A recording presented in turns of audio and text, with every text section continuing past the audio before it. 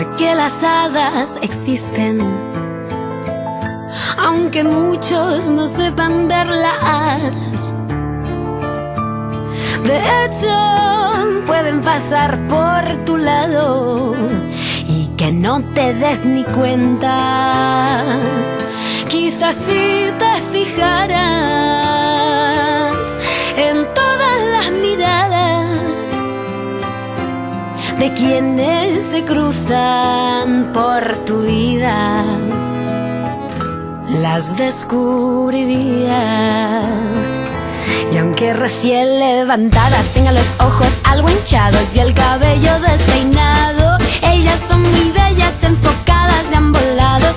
A veces hasta maquillan, pero de manera suave, pues deben disimular sus rostros angelicales. Lapiceros negros y carmín de labios para parecer una más. Cuando las hadas se hacen presentes, llevan una vida aparentemente normal y las puedes encontrar yendo a la universidad, comprando en supermercados, tomando café en un bar, sentaditas en los trenes, bicis, coches, autobús. Tienen magia en sus encantos, lo que las difiere de toda la multitud. Y así la magia no acaba nunca, porque las hadas nunca morirán. Y es que la magia habita en las hadas y en las mujeres se reencarnarán. Deberás tener cuidado con las hadas, y es que el brillo de sus ojos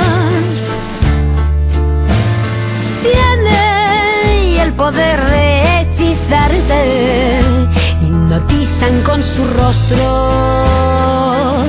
tan dispuestas a invadirte con alegrías que tus labios quedan sin remedio y fuerzan sonrisas. Y además son divertidas, tienen la empatía de saber qué decir o qué hacer en cada instante para que te puedas evadir y olvidar todos tus males. Viajar